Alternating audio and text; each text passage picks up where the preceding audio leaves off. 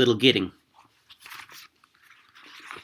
Midwinter spring is its own season, sempiternal though sodden towards sundown, suspended in time between pole and tropic. When the short day is brightest, with frost and fire, the brief sun flames the ice on pond and ditches, in windless cold that is the heart's heat, reflecting in a watery mirror a glare that is blindness in the early afternoon. And glow more intense than blaze of branch or brazier stirs the dumb spirit. No wind but Pentecostal fire in the dark time of the year. Between melting and freezing, the soul's sap quivers.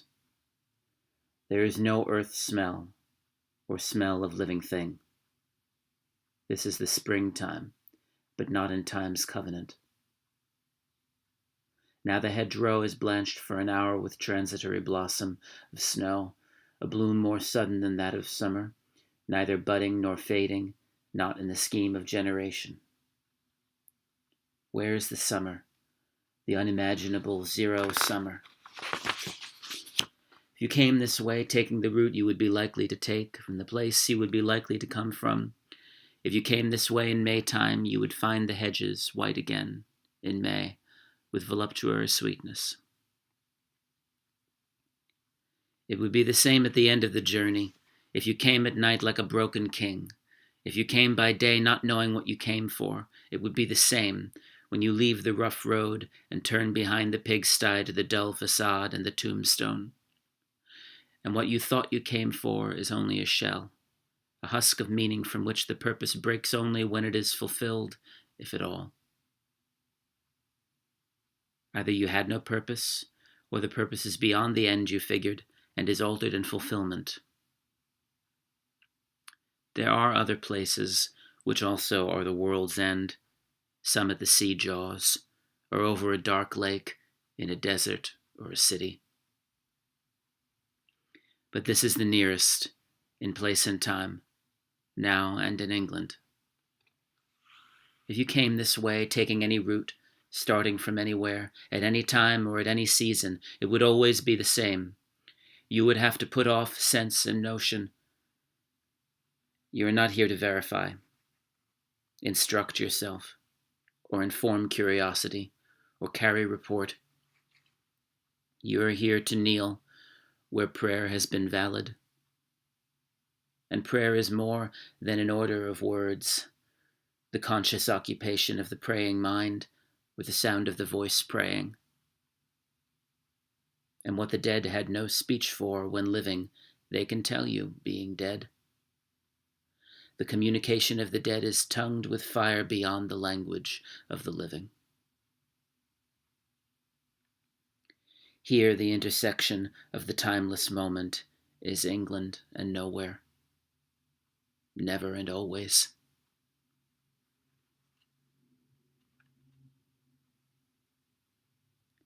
Ash on an old man's sleeve is all the ash the burnt roses leave.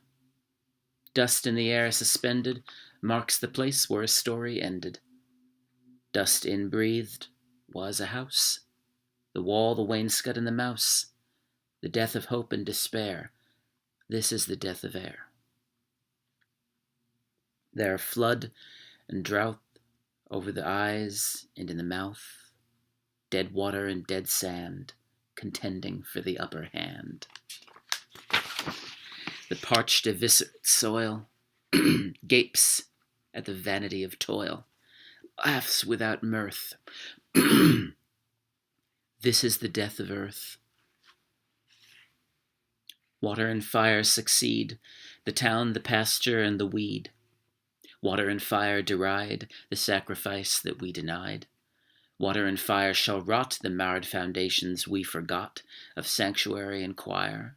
This is the death of water and fire. In the uncertain hour before the morning, near the ending of interminable night, at the recurrent end of the unending, after the dark dove with the flickering tongue had passed below the horizon of his homing, while the dead leaves still rattled on like tin over the asphalt where no other sound was, between three districts whence the smoke arose, I met one walking, loitering and hurried. as if blown towards me like the metal leaves before the urban dawn wind unresisting.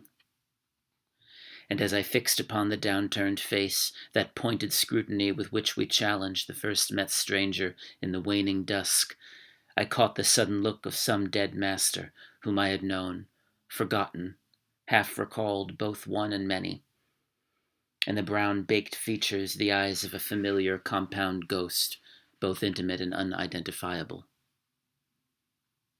So I assumed a double part, and cried, and heard another's voice cry, "What? Are you here?" Although we were not. I was still the same, knowing myself yet being someone other, and he a face still forming, yet the words sufficed to compel the recognition they preceded. And so, compliant to the common wind, too strange to each other for misunderstanding, in concord at this intersection time of meeting nowhere, no before and after, we trod the pavement in a dead patrol. I said, "The wonder that I feel is easy, yet ease is cause of wonder. Therefore speak.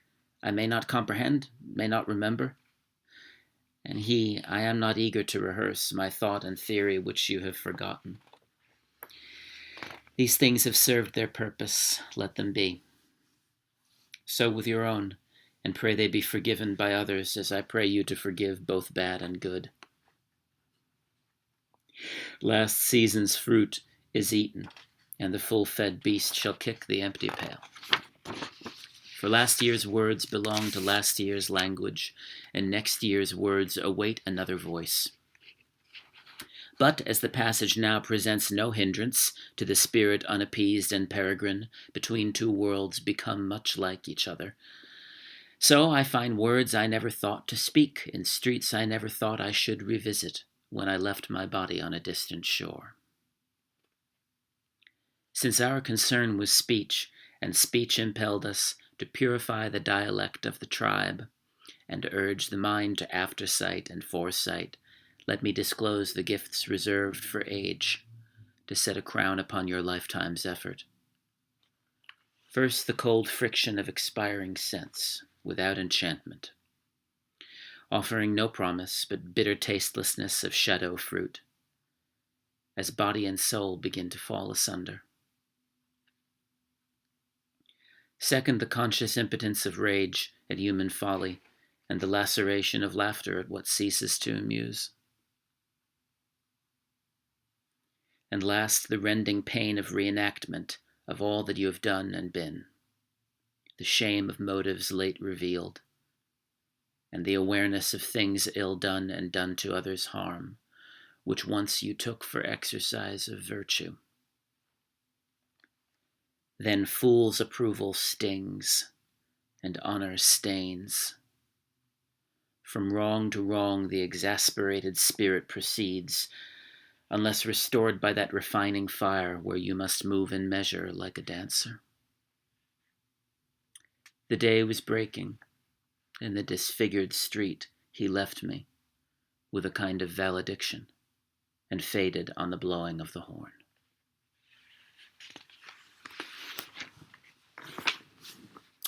There are three conditions which often look alike, yet differ completely. Flourish in the same hedgerow. Attachment to self and to things and to persons. Detachment from self and from things and from persons. And growing between them, indifference, which resembles the others as death resembles life. Being between two lives, unflowering between the live and the dead nettle. This is the use of memory for liberation. Not less of love, but expanding of love beyond desire. And so liberation from the future as well as the past. Thus, love of a country begins as attachment to our own field of action, and comes to find that action of little importance, though never indifferent. History may be servitude. History may be freedom. See, now they vanish, the faces and places, with the self which, as it could, loved them. To become renewed, transfigured in another pattern.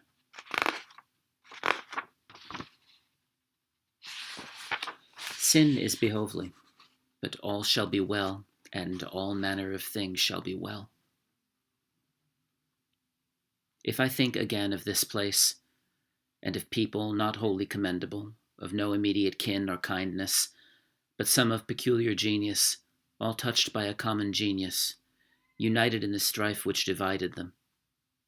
If I think of a king at nightfall, of 3 men and more on the scaffold, and a few who died forgotten in other places, here and abroad, and of one who died blind and quiet, why should we celebrate these dead men more than the dying? It is not to ring the bell backward, nor is it an incantation to summon the spectre of a rose. We cannot revive old factions. We cannot restore old policies or follow an antique drum. These men and those who opposed them, and those whom they opposed, accept the constitution of silence, and are folded in a single party. Whatever we inherit from the fortunate, we have taken from the defeated what they had to leave us, a symbol perfected in death. And all shall be well, and all manner of things shall be well, by the purification of the motive in the ground of our beseeching. The dove descending breaks the air with flame of incandescent terror, of which the tongues declare the one discharge from sin and error. The only hope, or else despair, lies in the choice of pyre or pyre, to be redeemed from fire by fire. Who then devised the torment? Love.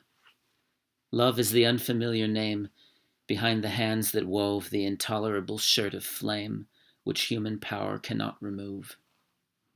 We only live, only suspire, consumed by either fire or fire. What we call the beginning is often the end, and to make an end is to make a beginning.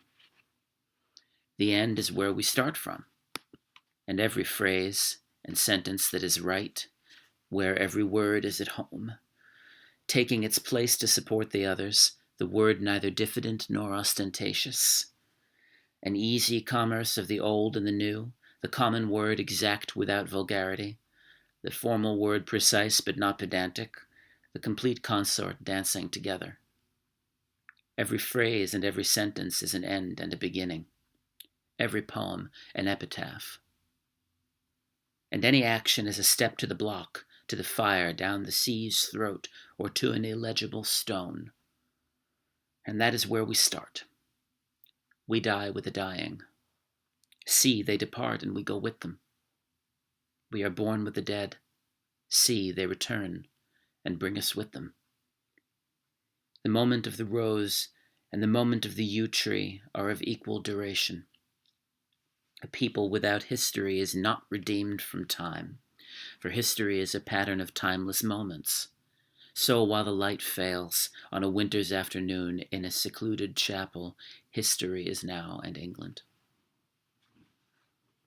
With the drawing of this love and the voice of this calling, we shall not cease from exploration, and the end of all our exploring will be to arrive where we started and know the place for the first time.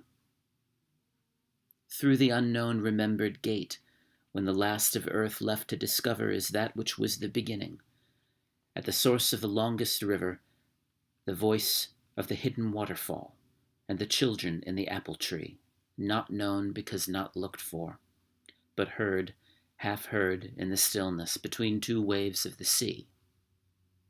Quick, now, here, now, always, a condition of complete simplicity, costing not less than everything.